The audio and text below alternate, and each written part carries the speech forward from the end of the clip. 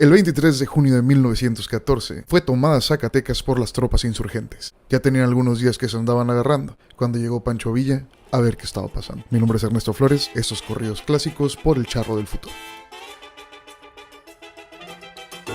Este corrido fue creado durante la época del Porfiriato, que fue un suceso real que inspiró a muchos trovadores a componer muchos corridos. Corridos que ahora nos recuerdan los problemas de la época. Muchos de estos trovadores llegaban a ser jornaleros o peones en las haciendas. Desde que los reinos de Europa empezaron a colonizar América, comenzaron a cobrar impuestos de distintas maneras. En el norte, le cobraban impuestos directamente a los ciudadanos con derecho a votar. En el centro, se le cobraba impuestos a los dueños de los plantíos e impuestos de propiedad por sus esclavos. Pero en el sur, donde prevalecían los reinos de España y Portugal, se manejaba de la siguiente manera. Si un territorio nuevo era conquistado, se le otorgaba una gubernatura, en la que alguien relacionado con quien conquistó dicha área se estableciera y trajera consigo a cuanto pariente se le antojase. A estos parientes o amigos se les otorga un número significante de tierras para que las trabajen y puedan comenzar a pagar impuestos a sus respectivos reinos. Solo que las tierras que están obteniendo no están libres de habitantes locales, sino todo lo contrario. Estos llevan ahí algunos siglos y hablan un idioma completamente diferente. De modo que estos parientes o amigos comienzan a poner a trabajar a estos habitantes. Les dan un lugarcito asignado en donde vivir, como parte del trato, en algún lugar de su hacienda. Les pagan con bonos que solo pueden utilizar dentro de la hacienda, eventualmente endeudándolos por generaciones. Los dueños de estas haciendas son conocidos como los hacendados. Era algo así como los whitexicans, la clase elite, los señores, los quítate que me emprieto naquete, esos meros. Mientras que los pobres infelices eran llamados peones, generalmente.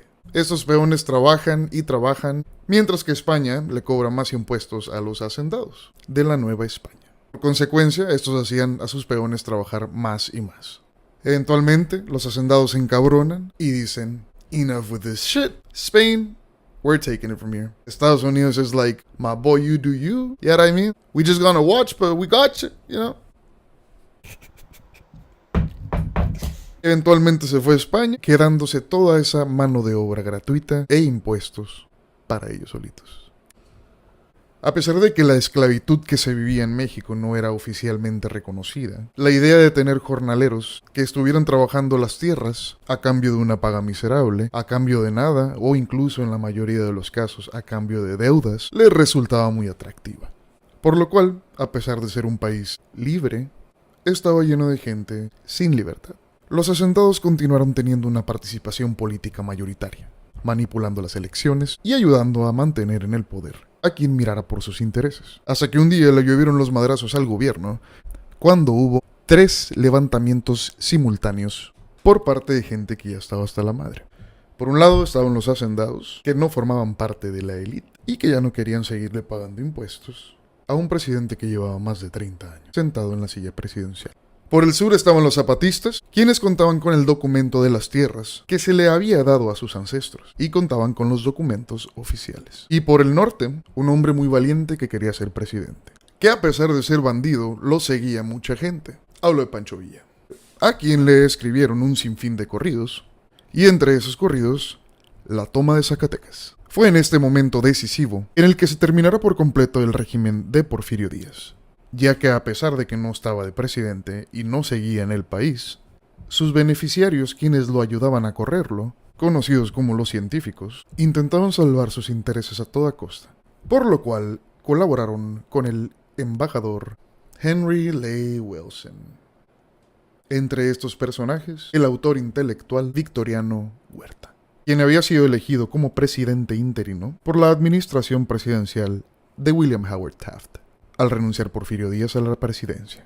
El general Huerta, nacido el 23 de marzo de 1854, a tan solo 6 años de haber iniciado el Porfiriato, una de las dictaduras más brutales de América, quien al crecer se convirtiera en uno de los generales más prominentes del Porfiriato, y a través de su existencia se ganó la vida avanzando en su carrera militar, destruyendo tribus indígenas, suprimiendo muchas revueltas y deteniendo movimientos revolucionarios prematuros que estuvieran en contra del régimen.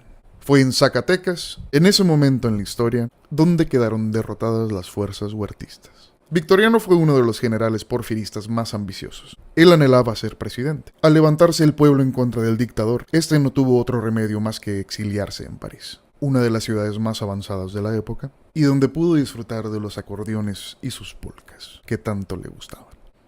Y Victoriano fue el oficial a cargo de llevarlo, lo cual le dio alrededor de 2 semanas para planear su golpe de estado, un evento que llevó a cabo con la ayuda del embajador Henry Lane Wilson, individuo que manipuló a su antojo, a quien estuviera dispuesto a defender los intereses de sus compatriotas americanos, ya que de acuerdo con el presidente Taft, en una carta que le envía a su esposa, después de haber visitado al presidente Porfirio Díaz en El Paso, Texas, que en la época fue algo así como cuando Trump se fue a dar la manita con Kim Jong-un. En este golpe de estado, el ejército huertista, mejor conocido como los Colorados o como los Pelones, ya que se rapaban para parecerse a su general, tomaron con fuerza brutal, un 9 de febrero, la Ciudad de México, convirtiéndose en una zona de guerra, después de encarcelar y asesinar al presidente Francisco Madero y al vicepresidente José María Pino Suárez.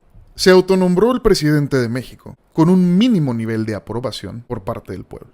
Pero todo el apoyo del embajador Wilson lo ayudan a eventualmente tomar el poder del país. De febrero a junio del mismo año, se empezaron a concentrar en Zacatecas conflictos armados entre los huertistas y los villistas, mejor conocidos como los Dorados. Al enterarse Villa del asesinato de Madero, se tomó como reto personal su venganza. A pesar de no encontrarse aún en Zacatecas y por no obstruir los planes del ejército constitucionalista, encabezado por el general Venustiano Carranza, cada vez eran más los Dorados que llegaban a Zacatecas a darle guerra a los Pelones, en donde a cuadras del mercado había un depósito. Dentro de este depósito, las fuerzas armadas de los Pelones, se escucha así como una gang, los Pelones 13, guardaban su arsenal de pólvora y armamento. De repente, un atarantado soldado colorado causa un accidente que resulta en una detonación que arrasa con la mayoría de los soldados del cuartel, causando un número de casualidades estratosféricas. En esta detonación no queda ninguna pared, ningún muro, queda nada de pie. Todo se derrumbó. Esta detonación fue un movimiento clave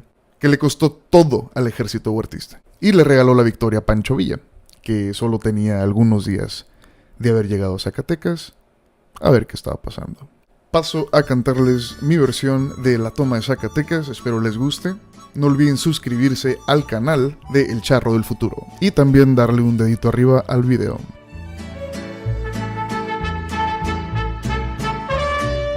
Era el 23 de junio, hablo con los más presentes.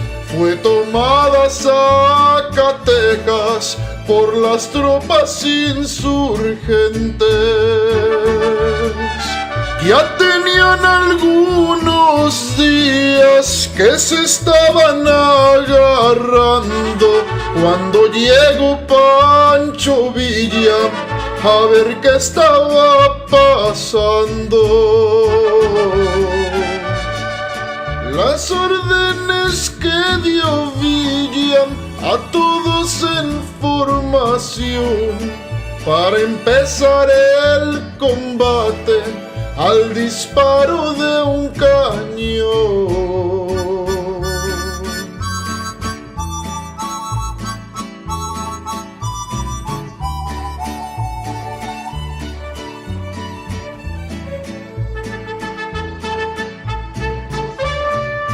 Al disparo de un cañón, como lo tenían de acuerdo, empezó duro el combate, lado derecho e izquierdo. Le tocó atacar a Bufa, a Villa Urbino y Natera.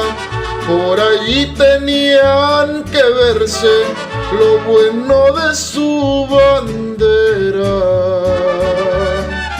Las calles de Zacatecas de muertos entapizadas, lo mismo estaban los cerros por el fuego de Granada.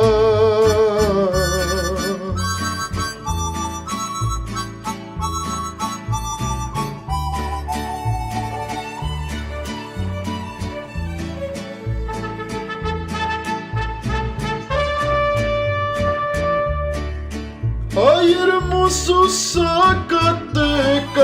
mira cómo te han dejado. La causa fue el viejo Huerta y tanto rico ha llegado. Ahora sí, borracho Huerta, harás las patas más chuecas al saber que Pancho Villa ha tomado Zacatecas.